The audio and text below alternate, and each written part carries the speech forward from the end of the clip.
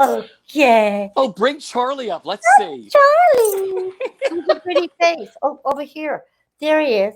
Hi, Moo. Hi, Boo Doo. Oh, how old is Charlie now? Charlie, I think, is 8. And And who's your, Rosalie, you want to come up this way? Okay, thank you. They're so amenable. This is Rosalie. I love this. 7. Hi, say hi. Say I'm a very sweet baby girl. Hi, Boo Boo. Hello, my love. Shake hands. How old is she? How old is she now? She's 7. Oh my gosh, what a beautiful family you have. I know. I'm very lucky. I was quarantined with my dogs, and now she understands sentences. I go, oh, darling, let's not do that now. We'll do it later. And she goes, okay. And she comes back over to me. School. You have school at home. You're homeschooling. Well, they're homeschooling me. I'm realizing how much they actually understand, how stupid we are, and the more time you spend with them, you realize that, they have a whole life and they understand practically everything you're saying, really. Yeah. Totally. Well, let me introduce everybody. Welcome, everyone. Thank you for joining me and my very special guest. She is one of the entertainment world's most beloved stars. She is the recipient of 3 Tony Awards. And this Thursday night, July 16th at 7:30 p.m., she is going to host virtually the 22nd annual Broadway BARKS Across America, the star-studded dog and cat adoption event. Please say hello to my friend, Bernadette Peters. Hello, everyone. I'm so excited about, we couldn't do Broadway BARKS in the alley, obviously, in Exhibit Alley, because we couldn't gather together. So we're doing this virtual BARKS. But what's wonderful about it is I'm able to help shelters across the country, which I've been wanting to figure out how to do for quite a number of years now. And also the lineup that we have is Carol Burnett and Malcolm McDowell and Alan Baldwin and Bette Midler and Jake Gyllenhaal and Hugh Jackman and Joel Grey and Sean Hayes and all the Broadway performers. We have almost everybody in there. Anybody that was available. And these are just friends of yours who just happen to be famous, right? Sort of. John Hamm. Yeah. I don't know him well, but he loves dogs, and it was just something he wanted to do, and I was so grateful that he did it. So. You know what's really great about this? I remember this is the 22nd annual. Like, what does that number mean to you? Let's go back to the beginning. Like, you and your best friend, Mary Tyler Moore, decided to start this organization, Broadway BARKS. How did it all come about? It came about when I was in Annie Get Your Gun, and we had just won the Easter Bonnet. Yeah. We had raised the most money. We were feeling so good. We said, what else can we do? And then Patty, my assistant, who Sisente, and Richard Hester, the stage manager at the time we were in the stage manager's room, and I said, well, maybe we could help dogs. And he said, yes, let's put on a show in Schubert Alley. And I said, well, my friend Mary would help us. So I asked Mary, and she said, sure. Because she was such an animal lover. Yeah. She was saving hawks on her building and, And so that's how it got started. I never thought it would get this big. And I'm just so grateful.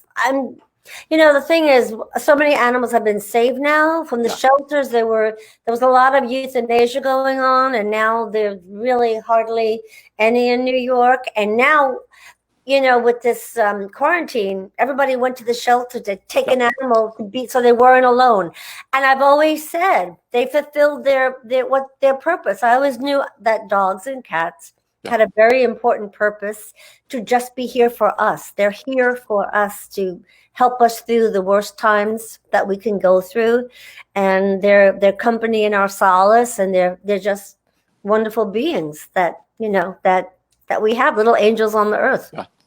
Well, I have to tell you, my nephew Joe had adopted from one of your shelters, animal care centers of New York City, out in Queens. Yeah. He got Oscar there, and he had Oscar for about a year, and then when the pandemic hit, they were going to start putting dogs under, so he went back, and he said, we're going to foster another one, and now he's like, I'm keeping them. I know, that's the great part, is keeping them, I mean, this COVID, I also want to talk about when this happened. I called Tom Viola at Broadway Cares. I said, Tom, I just want to do something for my fellow performers who have lost their jobs. Broadway closed. They need money to buy groceries. They need money to pay the rent. I said, what if we streamed that concert that we did one night, just one night only? It was 2009, Yep. and let everyone see it and see if we can raise some money. And it's still on. It's on today till Yep. 8 o'clock tonight. We've raised at this point over $250,000, but Yep. we can still raise more, and it's for the COVID-19 crisis and social justice organizations. And I'm so thrilled to be able to help. And it's such a fun concert, and it's joyful. And the second act opens with dogs. And Mary, we opened with Into the Woods, the opening of Into the Woods, once upon a time. And Mary Tyler Moore was the narrator. So. And Steve Sondheim that night, because I was there, of course, with Bradshaw Smith. We were documenting the whole evening for you. We filmed it that night. What did that night mean to you back in that November? And what was it like revisiting again for you this past Friday? So it was joyful that night because I knew I was going to give the audience a wonderful show, because what better opening than the opening of Into the Woods? And then Steve Sondheim rewrote it a bit so that I could play. He said, oh, why don't you do this? Play Cinderella and the Witch at the same time. That's what we did. So I knew we were giving him this wonderful opening, and I knew we were giving them the opening of the second act, which was a parade of dogs, of rescued dogs to be adopted.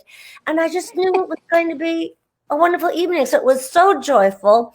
And when I watched it again, it's still so joyful, and people were loving it when I was, looking at the comments and donating money. And it's a wonderful thing in this right now to watch because it is so joyful. So, what has quarantine been like for you? Because I just spoke to Alan. We're at our 124th day of quarantine. I'm looking at that number. I'm like, wow, 124 days. What have you observed the most during the quarantine, and what's gotten you through this? Well, I have to say I meditate every day, and that really is so helpful, just to go inside and get quiet. And however you do it, however you can do that, that's a very important practice. And I do the 7-minute workout. So I don't run on a treadmill to nowhere. I do a 7-minute workout. And, I have to say the first month, you do a lot of sleeping and trying to figure out, what's going to happen. And then I was so fortunate to be so occupied now between the concert and the virtual Broadway BARKS. But the other thing that I'm very fortunate about is I have my animals, which are very loving and peaceful. And I have a big outside roof and everything is blooming, and there's birds out there, and it's like a bit of heaven. It's quite a gift for me. But I think for people, please wear your masks. You can go out now if you wear your masks. You can sit in the park. You can take a walk. It's important to get outside, I think, but please wear your masks. Yeah. There's no big deal with that. And just, just pray for us all. That's all, What a wild time. There's so much people are finally speaking up and speaking out, and I think that's a wonderful thing that's happening also right now, too, during all of this. Oh, it is. The racism is just a killer. I can't get over it's wonderful that people now are saying no more and speaking up and social justice organizations and just saying, no, that's wrong. You mustn't do that anymore. And yet I can't get over the people that think it's okay. Yeah. They're so upset right now that they're just taking it out on anything and everyone. And it's just terrible. It just breaks my heart. All of that breaks my heart. And so it's so important to speak up. And I love those Black Lives Matters streets. I can't wait to go over to Fifth Avenue and, Me too. And go see it. And I just love it. Yeah. I want to talk to you about Broadway Cares because you mentioned you raised $252,575 so far, but you have we have today to raise some more money for that. And also, you originally raised $615,000 back in 2009. So that's a lot of wonderful money going to Broadway Cares. What does Broadway Cares mean to you? Because of course they have so much to do with Broadway BARKS. Well, that's just such a small part of it. I'm so grateful for them for that. But I'm on the board of it. I couldn't be more proud to be on an organization because they're always in the forefront of wherever help is needed. They sent money to Australia for the fires. They were there for Hurricane Sandy. They were there for Hurricane Katrina. They're there for the anti-racism organizations. They're there for social justice, and they're there for the COVID-19 fund. Tom Viola, God bless him, with his team. He always says it's his team. But he's there to help the world wherever it's needed. And what a great organization. I can't say, enough about them. I'm so proud to be on the board. And I'm proud to be able to help with this particular concert, which will altogether, this particular concert will raise quite a bit of money for Broadway Cares. I talked to Tom last night. Tom Viola and I talk a lot. And, behind me is your grand finale poster for your concert, Bernadette Peters. And I asked Tom, Tom eventually worked at the grand finale, but we talked about going to see that. And Tom's like, yeah, I come to the city and I sat at the bar and I was able to see Bernadette Peters live as I was sitting at the bar. And I remember that night so vividly when all the waiters of the grand finale were singing When Mabel Comes in the Room with You, right? That's right. They stopped serving, and all of a sudden, people are going, "Where are the waiters going? They're going up on stage," and they came up on stage to sing When Mabel Comes in the Room.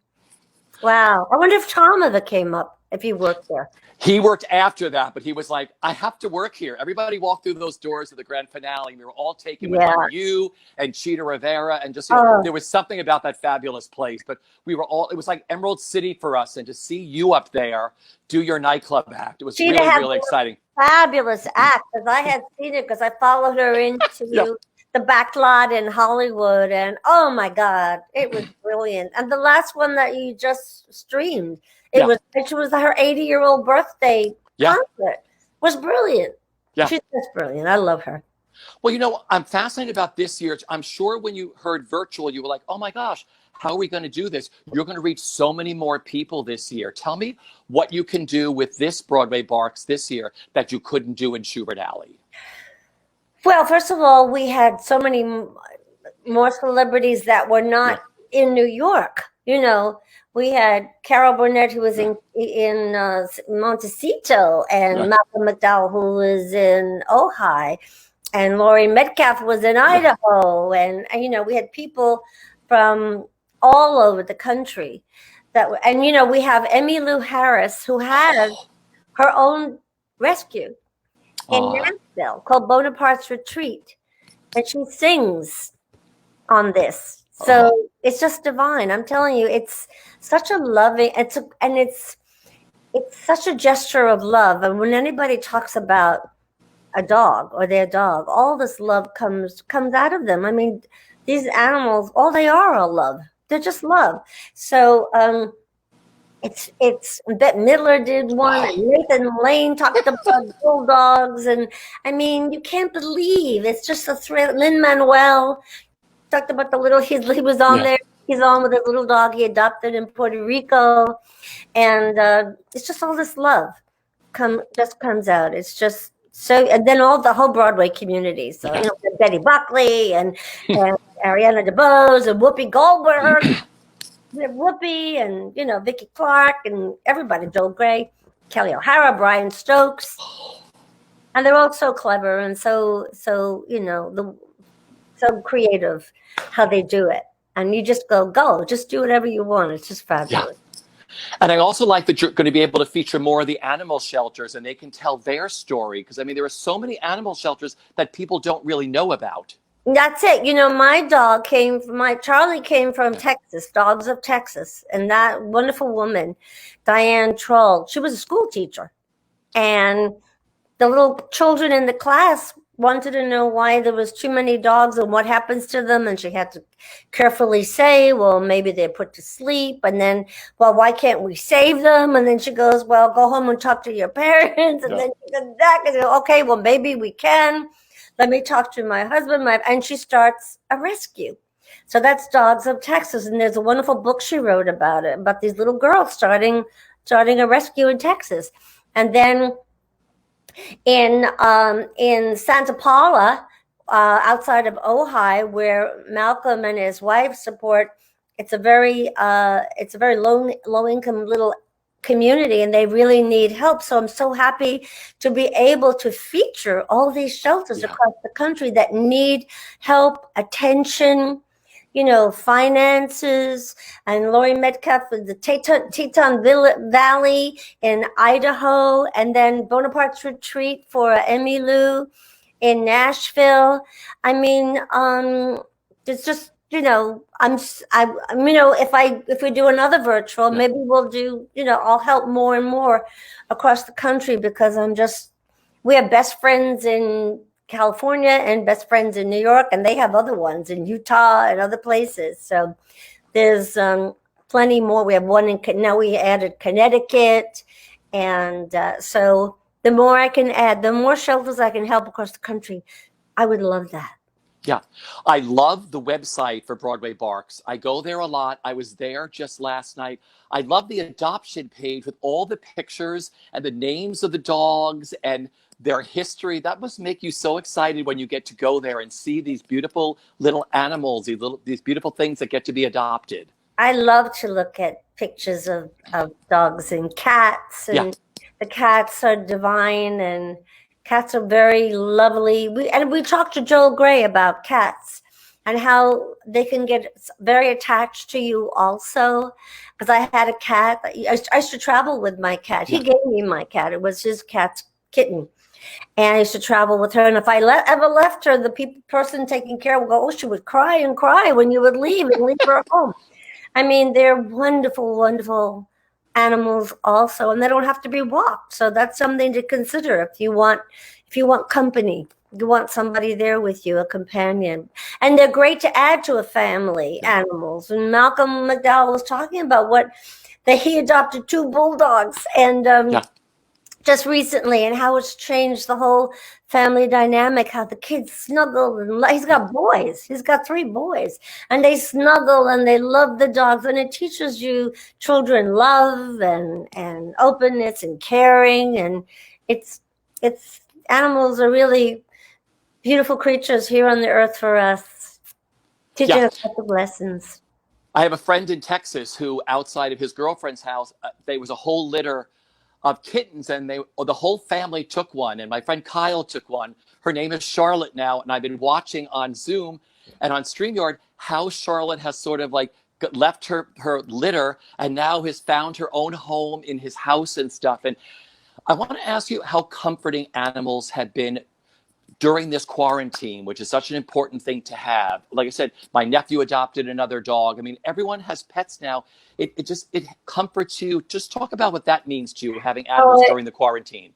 So important. And I think everyone realized that when all of a sudden the shelters became empty, because everyone said, well, now I'm going to be home. I can foster a dog. Yeah. And I could foster a cat. And because I won't be, going to work, I can spend all day, and then they get used to, dogs, have to remember, dogs sleep a lot. They actually do sleep a lot. I mean, they have their routine. They need to go out, do their business. Yeah. But they sleep a lot. So you don't have to worry if you're at work. The dog is sleeping, believe me.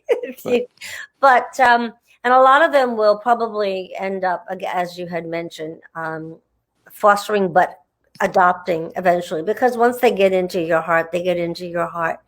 But they are quite wonderful company when you're by yourself. They're very comforting. They're very, loving, and they're the best creatures. I wanted to tell you too that remember the poster from Broadway BARKS and during Hello Dolly was done by Hilary Knight.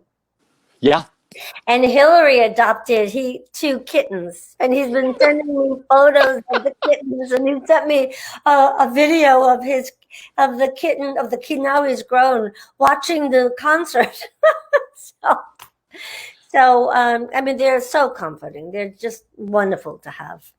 It must be so great for you during these 22 years. Like, Broadway Barks takes place in between a matinee and an evening performance, and Broadway stars or people in shows come out and either bring their own dogs or cats or meet a new one there. And then they're like, oh my gosh, I've fallen in love with this animal. I'm taking it with me, or I want to adopt it.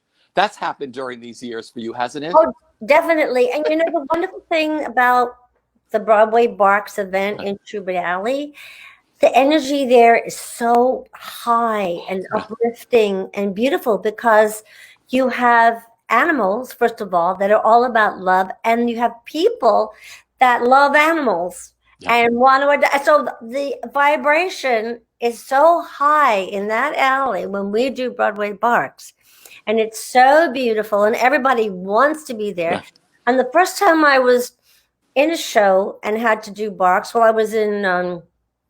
I guess it was Gypsy, and I thought, this is a really hard show. How am I going to do this? And what happened was, I did Barks, and I came back with all this energy to be able to do this, because usually I sleep between shows. To be able to do the second show, it just gave me energy. And animals are like that. It's just a beautiful energy. They have a beautiful energy, so I recommend having an animal so that you can have that beautiful, uplifting energy around you all the time. Would you also talk about the books that you wrote, those beautiful, beautiful, I don't even call them children's books because I've given them to adults and everything else. I mean, and the funds, the money raised from that goes to Broadway Barks. Talk about your books.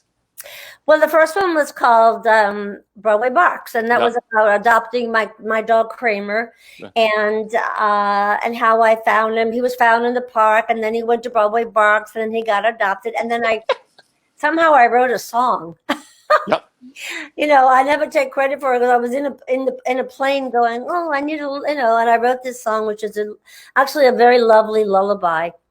And then I wanted to write about my second dog, Stella, and I wrote that in a plane. I seem to be able to write when I'm up in the plane in the sky. And that was about a little dog who didn't think anyone liked her. Because she, and so she pretended to be somebody else. And I think it's a great lesson for little children or little girls or little boys, and she pretended to be a pig. Totally. And pigs make the best ballet dancers. So she'd go to ballet school, and the pig that was the star of the concert that night hurt herself, and she had to go on. And she didn't believe in herself. And finally she said, okay, I'm just going to try to do it. But she was a princess pig, and she wore a crown. So she said, well, as long as I wear my crown, everyone will think I'm a pig. So she had to do 32 perfect fortes, pirouettes or something like that. And she starts, and all of a sudden she feels her crown is wiggly, and it's getting loose, and it's oh my God, it's gonna fall off, and my God, the crown falls off, and then everybody's seeing who she really is, and she's finishing all her perfect fortes, and they love her. She realizes they love her for who she really is. So that's a really wonderful story too. And the third one is when I got Charlie, and he had I had to go get Charlie for Stella, and how they met and how they became pals forever. So I need to write another book about Rosalie now. Yes, you do, because I'm sure she sees Charlie's book there and says, wait a minute, I need one of those too. Well, Kramer was so funny because the song was about Kramer, and Kramer used to know that was his song, because when I started singing the song for Stella, he would leave the room. But when I would sing his song, he'd stay in the room. It was like, They're very smart. They're really smart. They're really smart. What are you looking forward to the most with Thursday? Because so many people around the world are going to be able to tune into this and know what it's like to adopt and just raise money. What are you looking forward to the most on Thursdays? I'm looking forward to everyone. I think it's going to be so enjoyable. I know when I watch it, it's going to be, it's so, and I do some Zooms. I do Zooms with Malcolm, and I do Zoom with Joel, and I do Zoom with Sean Hayes. It's so much fun. And Victor and Michael Urie, who, by the way, in this concert, we do a chat in the beginning, the middle, and the end, and it's just so much fun and divine. All these beautiful people and I do Zooms with the people that I just love and admire and I want to talk to, and Emmy Lou.